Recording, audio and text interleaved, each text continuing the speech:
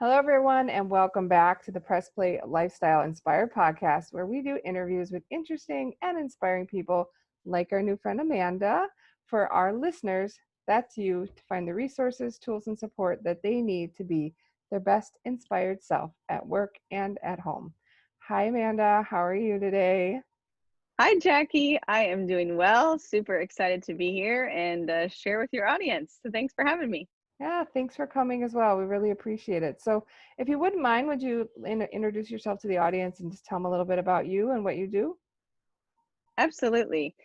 So my name is Amanda Accioly. I'm a wife and mom. I've got two kids, and we live in Tampa, Florida.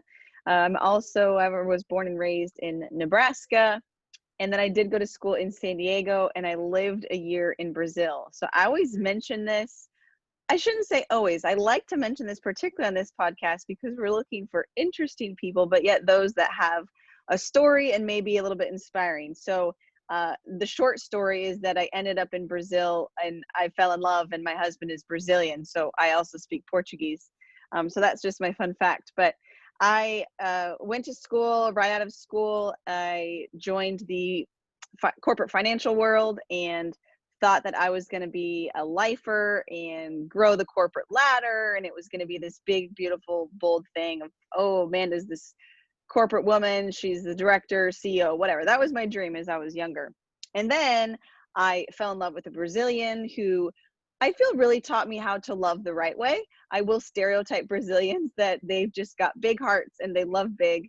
And just priorities started to change. Then once I had children, and I was going through the grind as we do in a corporate job, and you're running the rat race of dropping off children and rushing was my whole life. I was just rushing.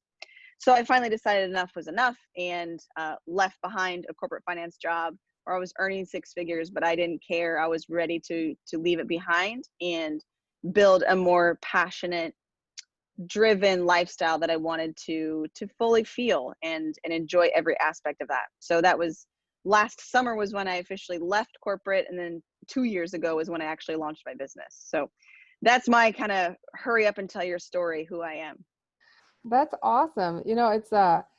It's interesting to me that even though you don't think about it, you end up attracting people that are similar to you. One moment, so I don't cough in the mic. But very similar. My husband's in finance, but I was a software developer, and then life happens to you, Yep. and running the corporate world, doing that, making better figures than now. But then life, like, you get older, and I think we forget that sometimes your priorities might change, and it's good to slow down long enough to see if that might be true for you. And we've had two au pairs from Brazil, both, Awesome. I know, both which spoke Portuguese, and they were very, very lovely and loving young ladies. So Yes. I don't know if you are stereotyping or not, because I only know two people from Brazil, but they're both Yep. loving. So I think that's awesome. That's a good stereotype if you're going to have one, right? I know. I mean, there's a lot of ways that I could go. There's some other ones I could throw in there, but the biggest one is when I lived there and particularly spent so much time with his family is the one story I always like to tell is majority of the people actually didn't know what my job was when I first moved there. Like I was, yes, taking a basically a sabbatical from corporate finance, but half the people that I would encounter never wanted to dive in. So tell me what you do, which I feel is just this American way of life of what people want to know, right? Who are you and what do you do? Well, like tell me where you stand in the world. So that really stuck out to me that they genuinely wanted to just know me as a person and just wanted to spend time. And it didn't matter if I cut the grass or worked in business or stayed at home. They didn't care. Yeah. I think one of the things that I learned about some of the culture there were that everyone's like, so many people are highly educated because they're able to be educated without, not everyone has to pay for education. And Sure. so you may be talking to the guy that's cutting the grass who has a master's, right? Yep. Because they're very highly educated, but they don't necessarily have jobs at that level. So Sure. I think they just don't deal that way. They don't, it's not about like what number of masters or doctorates you have or Mm-hmm. where are you working, because they all know that some of them are underemployed or undersupported. Sure. So I think that is definitely different than the current, the current culture in the States. So are Hmm. you guys in the States now, or are you in, oh, you said Florida, right? You're in Yep, Florida yep. now. We live in Tampa, Florida. And so We had how do thought you like about it that? for a hot second, but the economy is way better here. Your money's going to go a lot further. Yeah. We do love Florida. We've only been in Florida for 2 years, but it's close enough to what my life was like in San Diego and close enough to what life was like in Brazil. It's a little more humid than I would prefer, but I mean, that's just now beginning and we're in June. So Yeah. for the past 6, 7 months, it's been glorious weather. So I'm okay with Yeah. that. That's But good. it's That's great. And good. especially for a female entrepreneur, for those of you that are listening, if you are either looking to relocate or whatever, Tampa is an amazing city for female entrepreneurs. There's so Yeah. many women connecting groups and meetups and all sorts of things for female entrepreneurs. That's great to hear. I think that people stereotype Florida sometimes that like everyone down there is a senior citizen, but you're clearly not. If they're not looking at you now, you're not a senior citizen. You still have children at home. So that's lovely. So we've talked a little bit about you, thank you. And I am American, so then I am going to ask, like, so tell us a little bit about the life after corporate finance. Like, what's showing up for you now? What are you doing now? Yes, great question. So, the really, I think, more inspiring part about my story is I'm 32, just to be frank. So, for those that are listening, you're wondering, like, how can I apply my story to her story? This was at the time I was 30 years old, and I just felt like, hi, I make a decent amount of money, but I just feel like there's more. And so, my short, like, response to you all is there absolutely can be more. There is more. And in full disclosure, I'm actually in Nebraska currently as we're recording this because I came home for 2 weeks with my kids to be with my family. And my husband will come join us. But this experience alone is why I did what I did because we're in the middle of a quarantine. Now, granted, I would have been working at home anyway because my husband's corporate and he's working at home.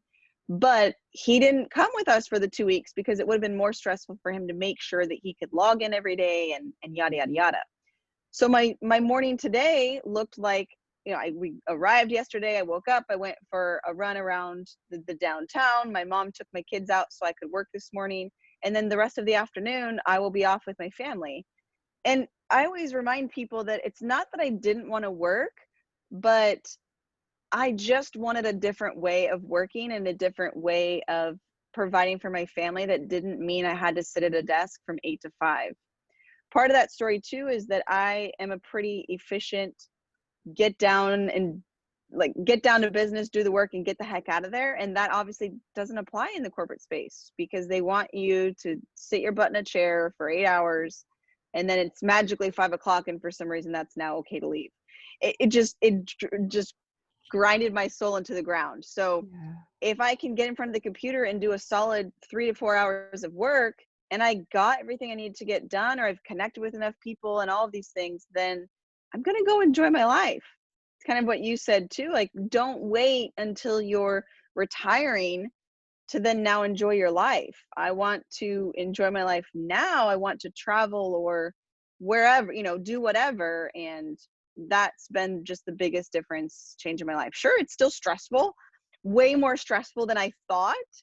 Um, Not overly stressful, I would say, but just different stressors and um, just the ups and downs of clients or no clients or shoot, now I got to scale, which means I really need to have a website that looks like I'm a professional. When I first started I didn't care, and it just, as you go on, you have to really up level kind of everything, and that takes time, money and energy, and it's just different. The Yeah. amount of ownership though I have for what I do is second to none, and then therefore because it's backed with passion, I can wake up and just be happy and ready to go for what I have to tackle, and then do things like this where I get to talk to new people and share my Ah, story with the world, and it's lovely. that's like my favorite part of my day sometimes is being able to do my podcast because I meet like the most So crazy interesting people Yeah. who all have these like great stories of deciding that their life wasn't set up to serve them anymore and Mhm. that they wanted something different. And I do love, you said two really cool things that people might think are sort of opposites, but I think they're important if you're going into entrepreneurship. The first is, yes, you can work how you want. So if you want to work at 3 in the morning or you want to go for a run and then work, but you still work your tush off, right? You still Yep. work very, very hard. Yep. I always think like now I am the salesperson and the marketing person and the do it person and the right? You do all of the jobs. But at the same time, I was like really efficient too. So I get down and I maybe finish all my work because I'm doing it, maybe 3 hours. Sure. So it looked like we were extra like good at our stuff, maybe better than other people at it, but we were just efficient. But you still Mhm. had to stay there.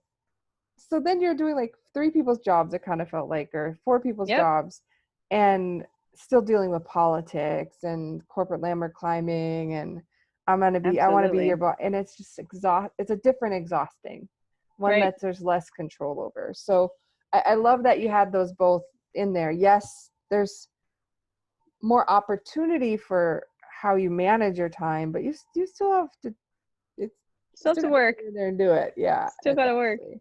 So what Yeah, and kind the of bigger difference, one more comment on that is the yeah, big difference too is that when I would leave work in finance, I would leave and I would not think about work. And my business is like another child. So when my children go to bed, I want to then work, which isn't always where I need to lay the boundaries, right? So that's just the other piece.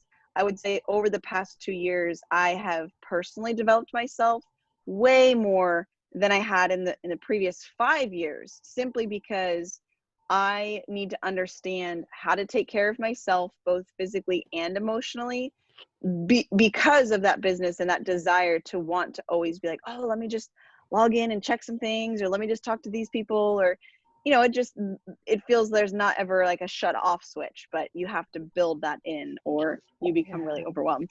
yeah. I would tend to agree. I didn't. I was really, really overwhelmed when I made my transition, and mine was because my daughter was given a diagnosis that we needed to be home to support her more. Hmm. However, um, until I went from corporate to not corporate, I didn't really worry about taking care of myself and my energy, right? I just like went to Yeah, work, did my work, came home, went to work, dinner. same. And now like I've done more personal development in like that I have to pay for, that I'm seeking out and worrying about taking time and then in my whole life. And I'm not 35. I'm 40. I'm in my 40s. I'm 43. I just had a birthday. And to be it's kind of humbling to realize like in your 40s all of a sudden that you've neglected you for 4 decades. Like everyone else came first. So I think that's one cool thing maybe about a lot of entrepreneurial women tend to kind of reinvent themselves as well when they go that direction and start to be like if the Brazilians would ask them what about themselves, they'd have something to say now. Before I would have been like, I Yeah. work. What do you do for fun? I work. Okay, you're boring, right? Mhm. Yeah. But that would be Yeah, all I could absolutely. say. And I think that's luckily, I think that's part of what exists in the entrepreneurial world.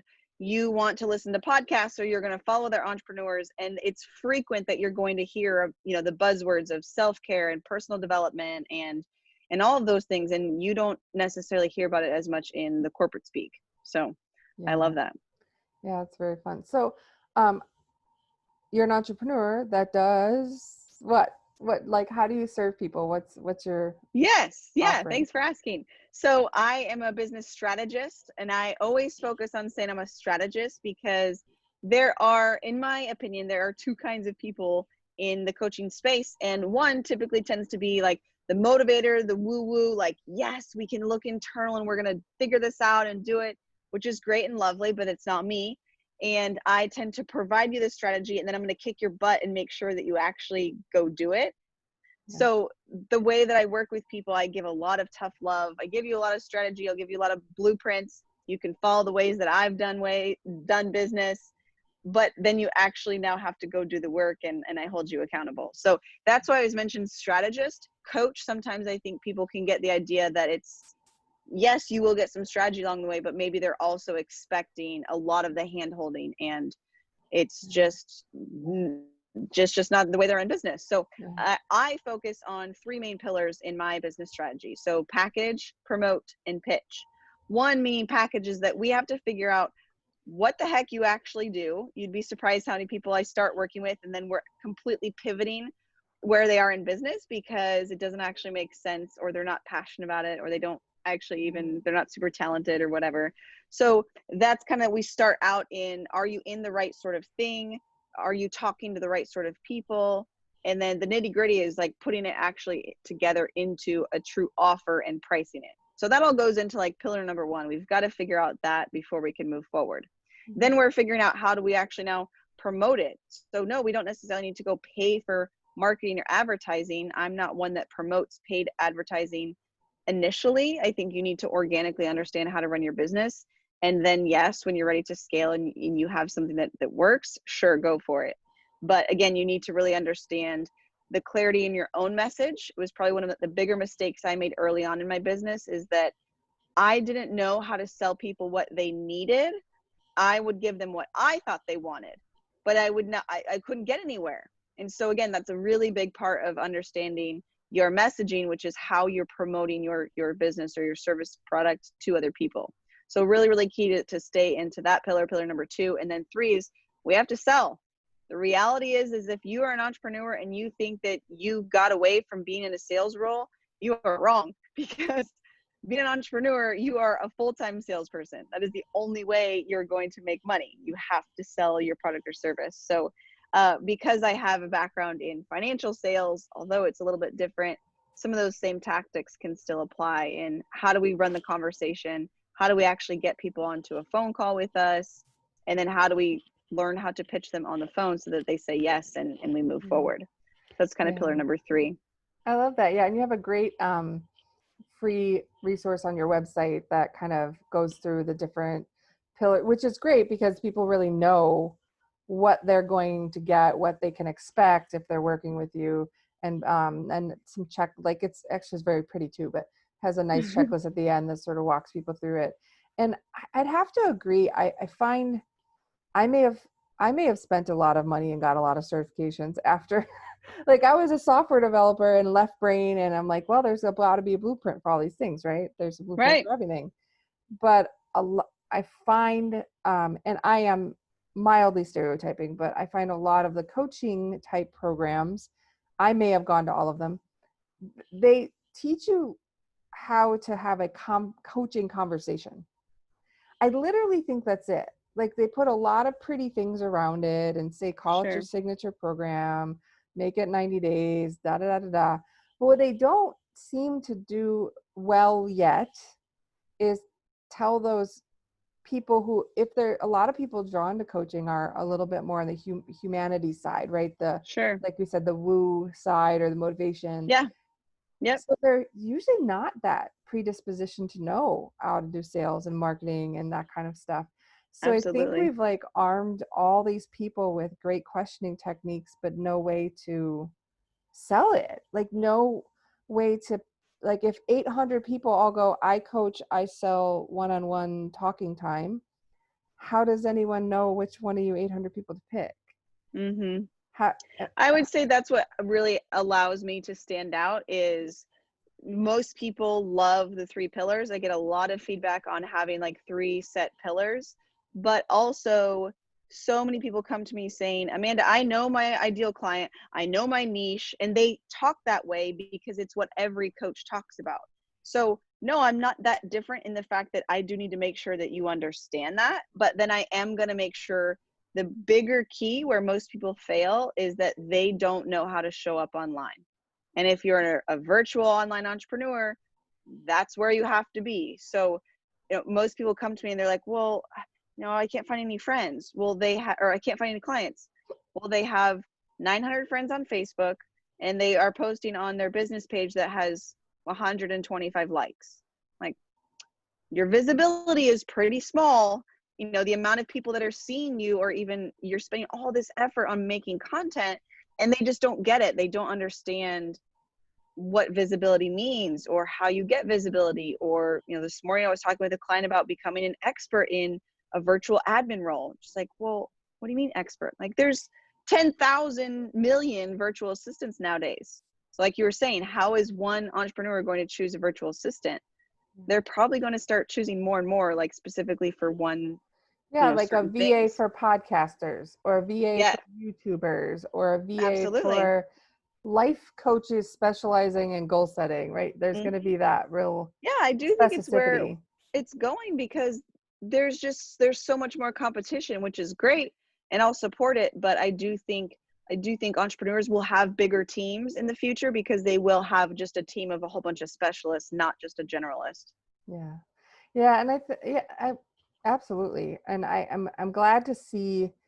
I like the idea that the strategist component as well, because um my mistake, which makes sense that I made, was I came from I was a database administrator at the beginning of my career, and I eventually moved into like the corporate side, but I started from the bottom up, Mm-hmm. right? So I was like, oh, this guru said post every day. This guru said do a live video every day. This guru said do this post tweet this Yep. day. Yep. And what you end up, I am like prolific, right? I am everywhere, right? I was all over the place. But people would be like, but I don't literally know what you do. Mm-hmm. And then I was like, wait a minute, I don't I don't know what I do. Like, because you kind of like start Yeah. from doing what you're told to do, doing all the doings, but then toward what aim. So I love the simplicity of there is something to be said for stepping back and looking at strategically what's your big picture, how are you serving, who are you serving, and having someone to help. I mean, for anyone listening, it is helpful to have someone with a business mindset to help you look at that big picture, find out how you can stand out, find out who you can serve.